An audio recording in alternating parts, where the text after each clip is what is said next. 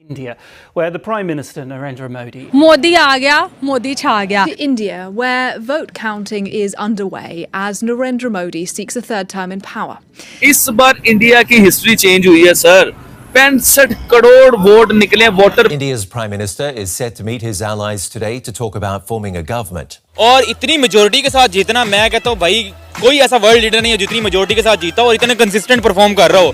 तो भाई ये क्रेडिट सारा जो जाता है ना, ये मोदी को ही जाता है. भारत के अंदर एक तारीख लिखी जा रही है और नरेंद्र मोदी जो कि इस वक्त खिताब कर रहे हैं और वो ये कह रहे हैं कि इंडिया जो है वो एक हिस्ट्री लिखने जा रहा है. Congratulation to Narendra Modi. और दूसरे नंबर पे इंडिया को मैं कांग्रेचुलेशन करूंगा कि बड़े खुशकिस्मत लोग हैं कि उनको ऐसी जो है वो मोदी साहब उनको मिले. और जिस तरह की उनकी तरक्की हम देखते आ रहे हैं अगर 10 सालों में, तो मेरे ख्याल में उन्होंने इंडिया की किस्मत बदल के रख दी.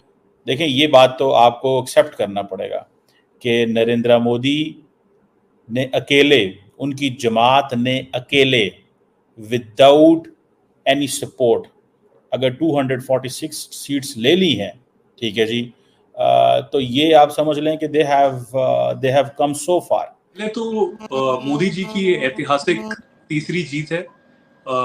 बहुत ही कम ऐसा इतिहास में हुआ है. उसको वो चांस मिला है उसका प्राइम मिनिस्टरशिप का चेयर पे बैठने का, तो उस बंदे की डेवलपमेंट भी उसके पीछे है. ठीक है, उसके काम जो है ना वो बोलते हैं वहाँ पे. इंडिया का उसने, मैं कहता हूँ, चेहरा ही बदल के. जय हिंद, नमस्कार दोस्तों. तो दोस्तों, तीसरी बार लगातार जीत के बाद दोस्तों प्रधानमंत्री को पूरे वर्ल्ड से दोस्तों उनको बधाइयां मिल रही है उनकी ऐतिहासिक तीसरी जीत के लिए.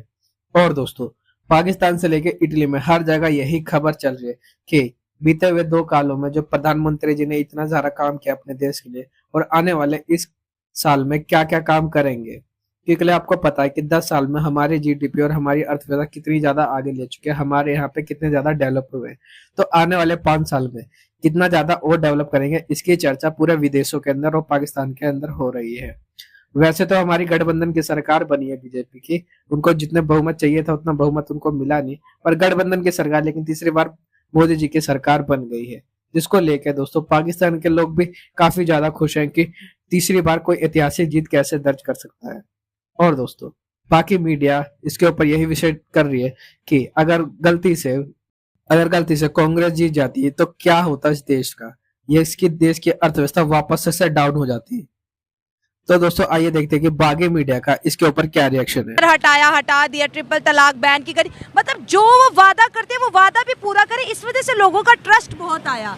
तो वादा तभी पूरा करते हैं ना जब किसी वजीर आजम को आप टाइम देते हैं. जी, ये आपकी बात ठीक है, लेकिन 5 साल भी बहुत एक अरसा होता है. अगर हमारे मुल्क के अंदर भी 5 साल, मेरा नहीं ख्याल आज तक अभी तक किसी वज़ीर आज़म ने पाकिस्तान में 5 साल पूरे नहीं किए. किसी ने भी पूरे नहीं किए हुए हैं. ठीक है, तो वो सबसे ज़्यादा मेरे ख्याल में यूसुफ रज़ा गिलानी साहब हैं, जिनका सबसे ज़्यादा टर्नओवर है, 4 साल कुछ माह हैं. तो अगर हमारे पास टाइम 4 साल भी कोई कम अरसा नहीं है, लेकिन अगर आवाम को लगता है उन्होंने हमें डिलीवर नहीं किया तो वो आवाम को हक़ है कि अपना बंदा बदलें.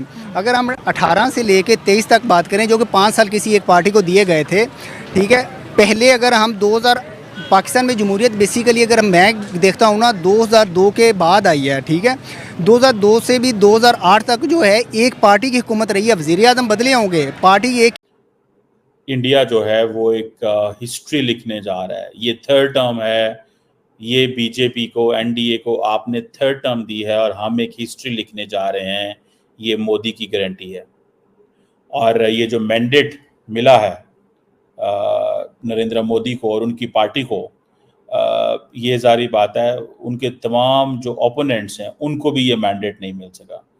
देखें, ये बात तो आपको एक्सेप्ट करना पड़ेगा कि नरेंद्र मोदी ने अकेले, उनकी जमात ने अकेले, विदाउट एनी सपोर्ट अगर 246 सीट्स ले ली हैं, ठीक है जी, तो ये आप समझ लें कि दे हैव कम सो फार कि पूरी की पूरी ऑपोजिशन मिलके इतनी सीटें नहीं ले सकी जितनी नरेंद्र मोदी ने अकेले सीटें ले ली हैं. सो बहुत सारे लोग ये कह रहे हैं कि वो हार गए हैं. मुझे समझ नहीं आ रही that how he has lost. The only problem is कि वो कह रहे थे हम 400 लेंगे. The question is they have stopped at 295 और 298. That's the difference. जब पॉलिटिशियन बैठते हैं तो पॉलिटिशियन क्या कहते हैं, वो तो बड़े लंबे दावे करते हैं. पॉलिटिशियंस का ये काम होता है, they have to build a momentum.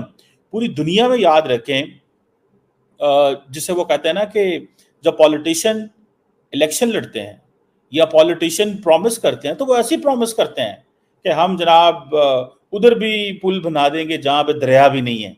तो ये चीजें चलती हैं, लेकिन आप इस चीज को तो माने कि नरेंद्र मोदी ने एक स्क्रिप्ट लिखा है भारत के अंदर।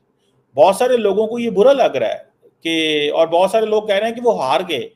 मैं जानना चाहता हूं वो कैसे हारे।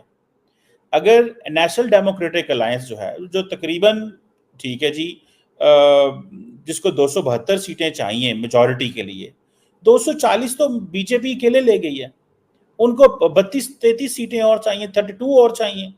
तो 32 कौन सा लेना काम है, while knowing that Narendra Modi has a hand on the pulse. Narendra Modi का हाथ है पल्स के ऊपर।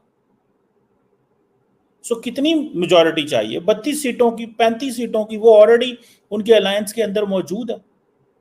सो वो नरेंद्र मोदी कह रहे हैं मैं बड़े फैसले करने जा रहा हूं, मैं छोटे फैसले नहीं करूंगा। सो वो बड़े फैसले ये तो कर सकते हैं, वो कॉन्स्टिट्यूशन के रिलेटेड तो बड़े फैसले ना शायद कर सकें, ठीक है, क्योंकि वो कोलिशन अलायंस में चले गए हैं।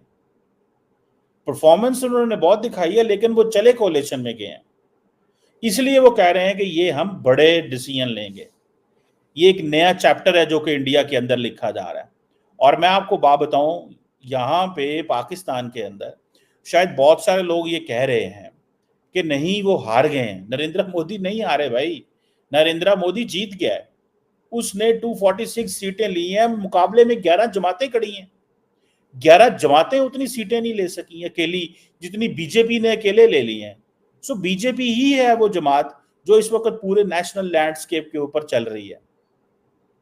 जो नरेंद्र मोदी ने खवातीन की बात की है, ठीक है जी, कि हमने खवातीन को सपोर्ट दिया, गवर्नेंस के मॉडल हमने डेवलप किए, आत्मनिर्भर भारत की बात की। वो कह रहे हैं हमने डिफेंस में अगर आत्मनिर्भर भारत की बात की है तो हम बाकी जगहों पे भी इस पे बात करेंगे। सो ये जो चीज है कि मैं हिस्ट्री लिखूंगा तीसरी दफा, तो वो हिस्ट्री तो लिखने जा रहे हैं ना, वो हिस्ट्री इस तरह लिखने जा रहे हैं because he is a second prime minister of India जो तीसरी दफा वजीर आजम बनेगा। यहाँ पाकिस्तान के अंदर नवाज शरीफ हैं जो कि तीसरी दफा वजीर आजम बने।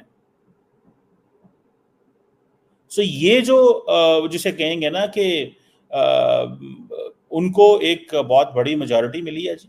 उन्होंने अपना जो वादा किया था, दे हैव अचीव्ड दैट।